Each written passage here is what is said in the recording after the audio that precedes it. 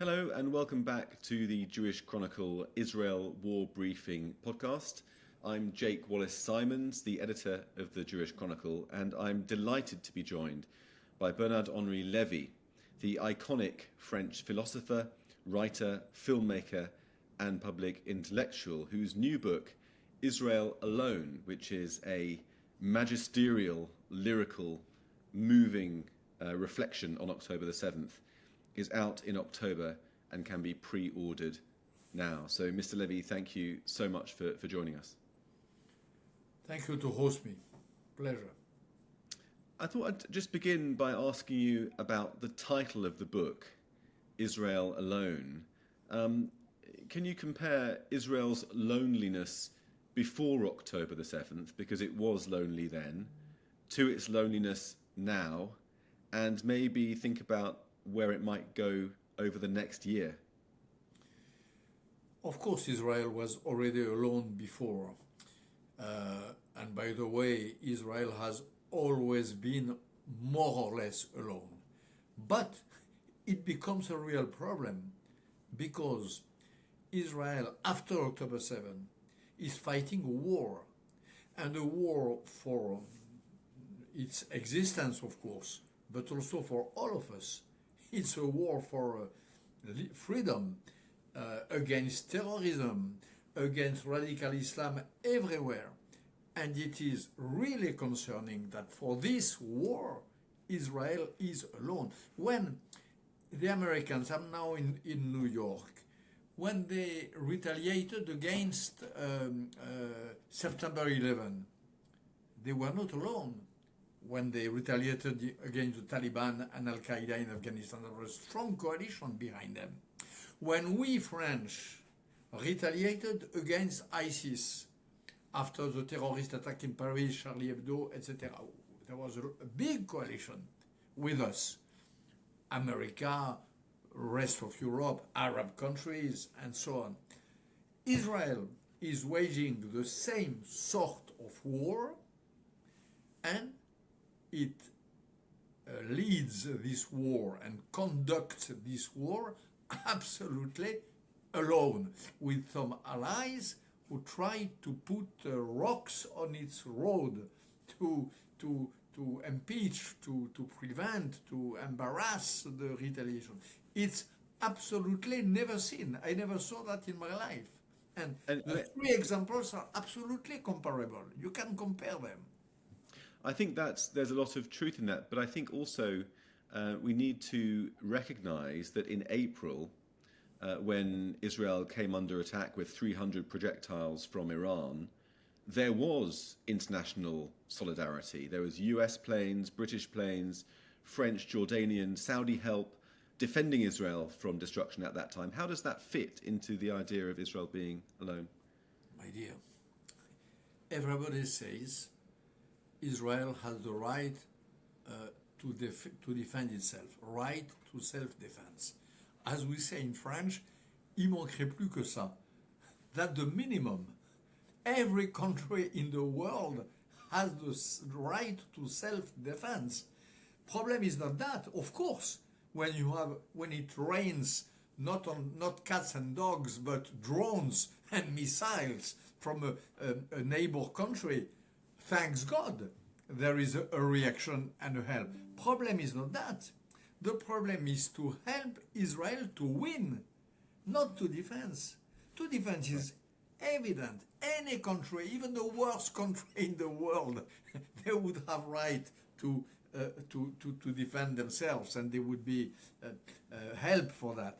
Now the question is not that. The question is to defeat the third stage of modern radical Islam. Al-Qaeda, ISIS, Hamas. The problem is to help Israel to be victor in this battle. And for that, which is a real battle, Israel is alone. Yeah, I mean, it feels to me sometimes that people don't want Israel to be totally destroyed. They just don't want Israel to win. They want Israel to have another draw and back to the status quo that we got to before that went so badly wrong on October the 7th. I mean, I was struck also, there's a beautiful phrase in your book where you say that the beast unchained with its muzzle bared, hungry for Jewish flesh, which is to say, human flesh, making the link between Jewish flesh being the first taste of human flesh, i.e., the enemy is the same that faces us in the West as the one that the Israelis are facing on the front line. Why do you think it's so hard for people to get that point? Because they don't understand what being a Jew means. They believe that Jews are a vague Oriental tribe which should be, of course, vaguely defended, preserved as a rare species, but they don't understand that being a Jew means being at the core of humanity. Pound of Jewish flesh, I say, which is pound of human flesh. Yeah, people don't understand that. There is a misunderstanding complete, even among the allies of Israel, the so-called allies or the committed allies. There is an absolute ignorance about what Judaism means, not for Jews, for the rest of the world, for the planet. This is, by the way, in America, one of the danger which I see coming since 20 years, since I wrote an old book called American Vertigo. There is a danger which is the following, not exactly anti-Semitism, but the following question. We have nothing against Israel.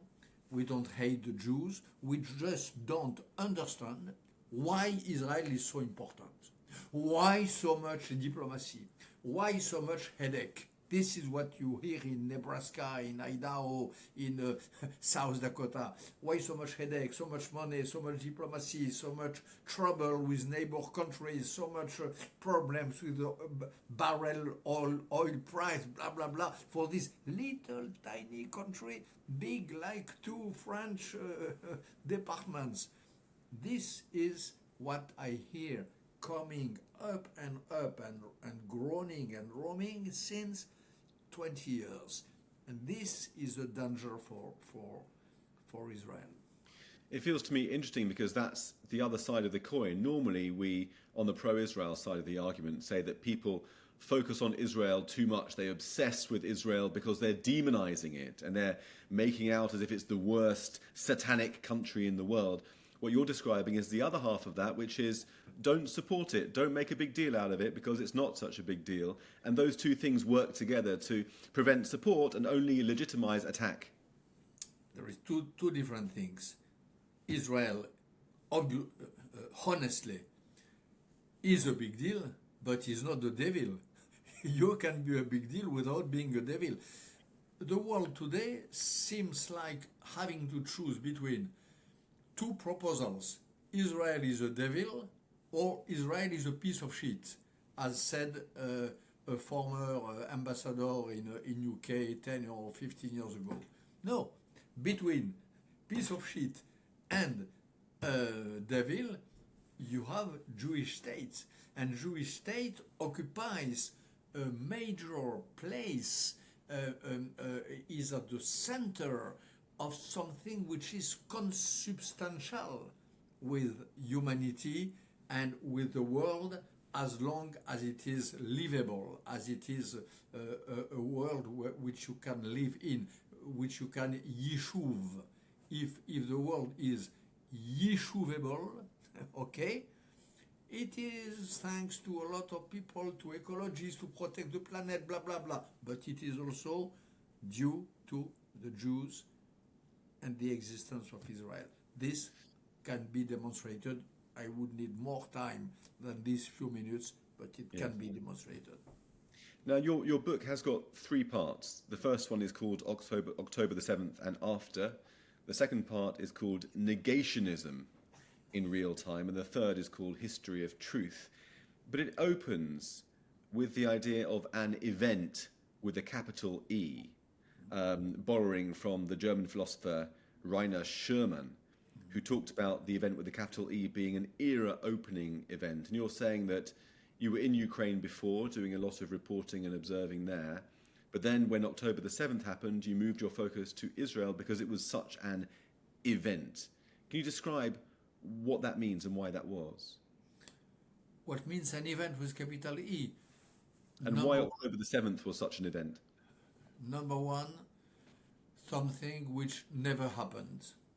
Never happened. Like, I don't know, September 11 never happened. You never had planes exploding twin towers in the capital of the world. So October 7 never happened. An invasion of a country with hundreds of savages killing, burning, violating, raping and killing, blah, blah, etc. This never happened. Okay, number one. Number two, unpredictable.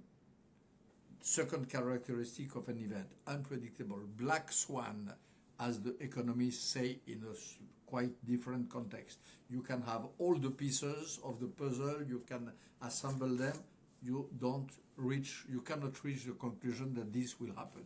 It is so much out of the scope, out of the landscape, out of what human rationality can prospect that you don't see it. Number two. Number three, it frames in a different way. It opens a new page of the future. Future is not the same after geopolitics and so on.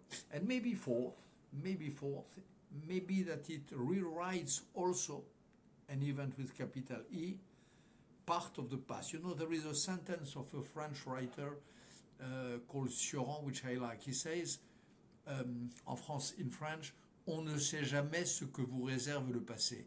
In English, you never know what the past reserves to you. We never know how the past will improvise itself. And it is true. In the light of an event with capital E, a lot of things which we thought we knew and we understood change completely aspects and face. For example, you cannot speak in the same way of the two-state solution after and before. Yeah. You cannot have the same opinion on Hamas, for example. A lot of people believed that Hamas was, of course, there was a chart of the Hamas which preached for the destruction of Israel, but the people were in a process for normalization. There is a lot of things which we thought in the past. The fact that Israel was unvulnerable, that Israel was so strong that it could not be wounded, the fact that Israel is a solution to the problems and to the suffering of the Jews in diaspora. All these are convictions which we had and which have to be revised in the new light cast and shed by the event with capital E.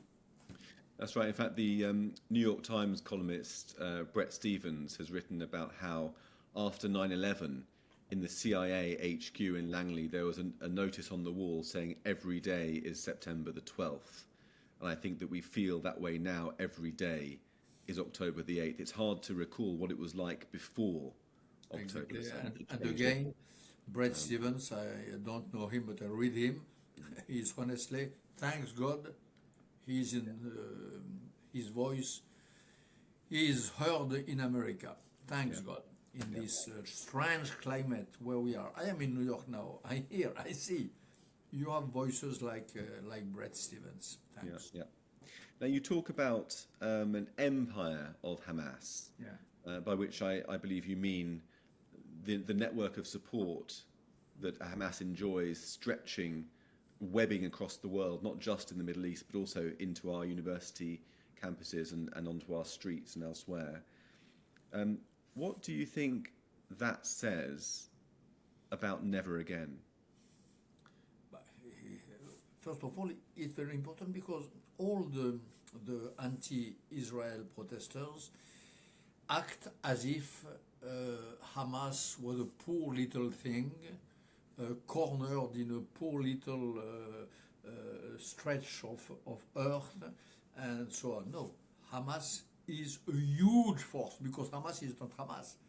Hamas is Hamas plus Hezbollah, plus Houthi, plus Iraqi militias, plus Iran, plus Muslim Brotherhood, which means Erdogan, plus Russia, because we know now that October 7 was prepared before with the help of Russians, and we know that October 7 was celebrated after in the Kremlin, receiving Mr. Agnier and others. So that has to be very clear.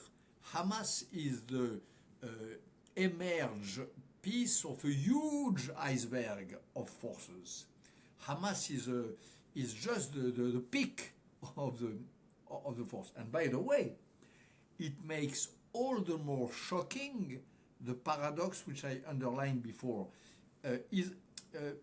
When we had to face Al-Qaeda, Americans, Al-Qaeda was nothing really. Al-Qaeda was just Al-Qaeda plus the Taliban. Okay, it was really circled. ISIS was strong. They had a stronghold in Raqqa, a stronghold in Mosul, but no support, no international support for ISIS. I don't remember of any country, regular country, celebrating ISIS, saying that they were right. Hamas, they are like ISIS and like Al-Qaeda, except that they have Russia on board, they have Turkey, they have in a way maybe China, they have Iran, etc., etc. So never radical Islam, terrorist Islam has been so strong, so supported by strong, legitimate state forces, and never the one who fights against that is so alone, Israel. Yeah. And in terms of the attitude of the West towards this foe, we've touched on this before, never again is beginning to sound a little bit feeble, isn't it? Of course. It has become meaningless. Meaningless. You cannot say never again and find excuses, search the context for what happened on October 7, because October 7 was an act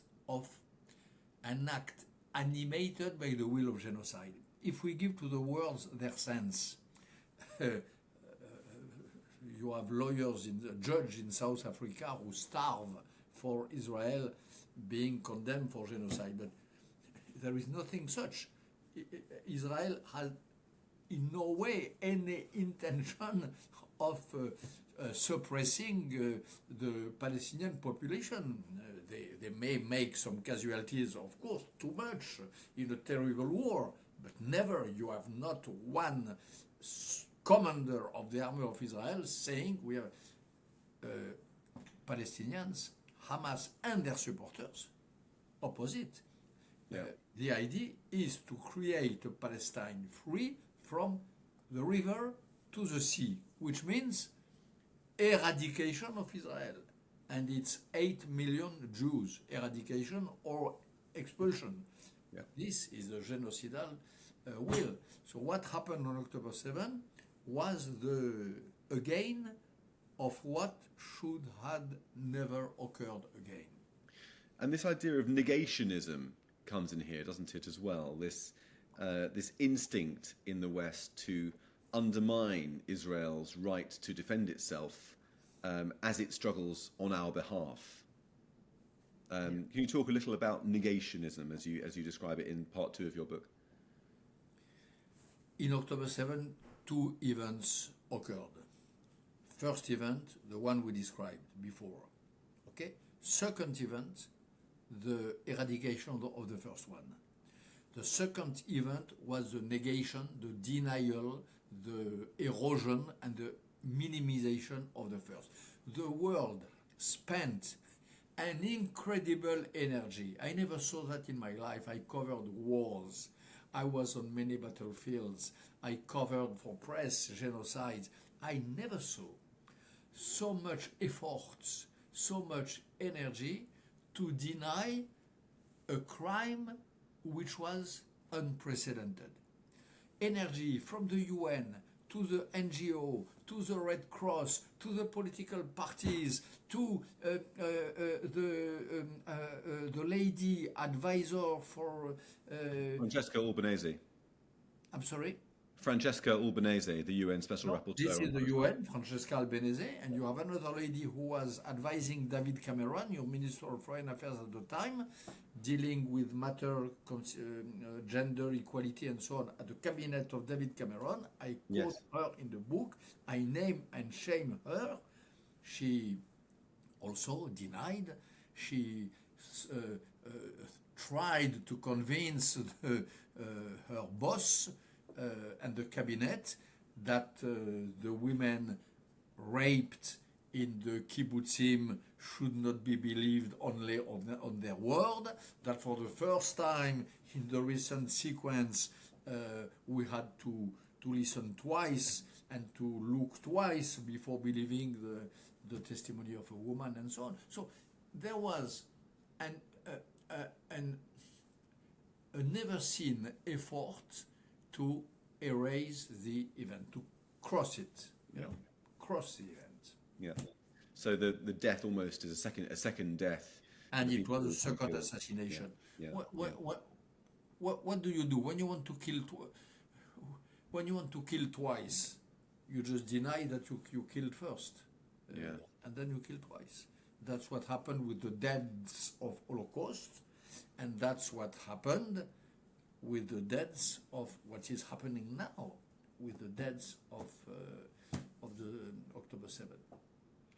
Now this sort of brings us on to the third part of the book about history and truth, and you begin this section with a question: why Israel? And it's one that you describe as you say the answer is simple because it's complicated. So why Israel? That is the question that I mentioned at the beginning of our conversation, this question which you hear in South Dakota and in Nebraska. Why? Because anti-Semitism, because Holocaust, because this old, persistent hatred, because there had to be somewhere in the world a place, even tiny, even the band of earth where the Jews can be safe, where any of us, if dark times come back, knows that he will have a shelter. Jews since at least Roman times, they have had nowhere to be really safe. They were safe for a moment, and then they were ransomed, and then they were expelled, and then they were called back, ransomed again, and so all the history of the Jews is that.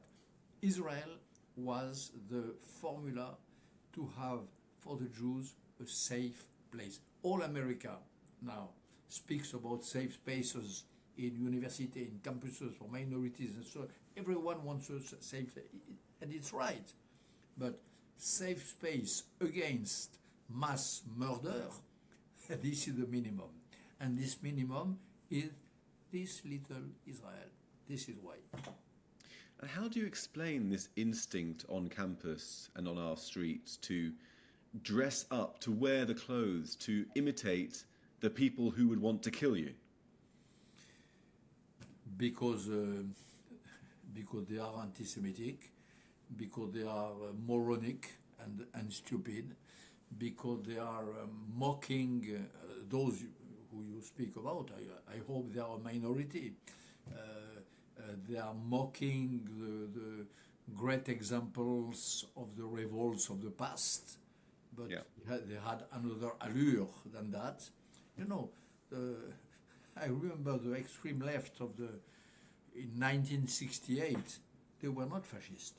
They were crazy extreme left, but not fascist, not anti-Semitic, and they would not hide their face by kefir, never. And the red line was anti-Semitism and terrorism. The main French leftist organizations dissolved themselves after the massacre of the athletes, Israeli athletes in the Munich Olympic Games. Mm-hmm.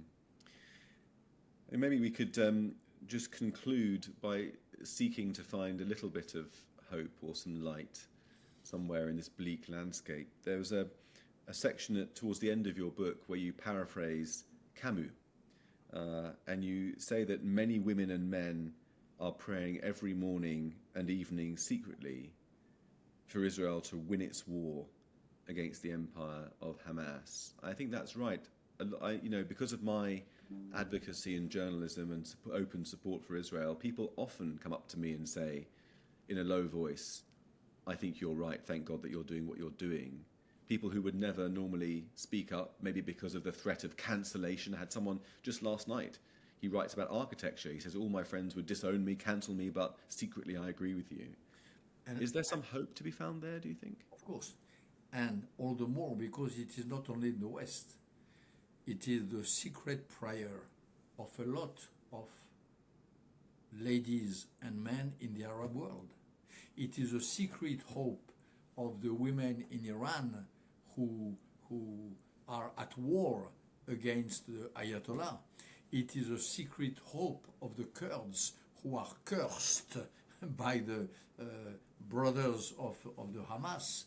It is a secret hope of the lawyers and the human rights activists who are in jail because of Erdogan. It is a secret hope of the Uyghur in China.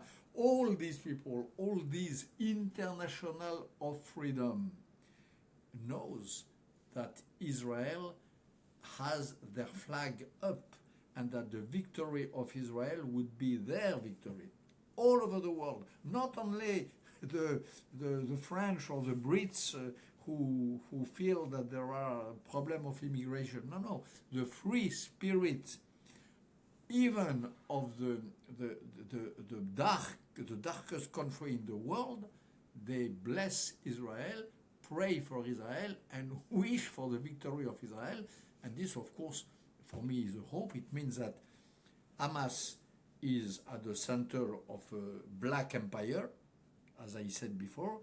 Israel is the enlightened point, which is at the center of a coalition of forces for the good, for liberty, for freedom, and for democracy. This is the fight which Israel is waging at this minute.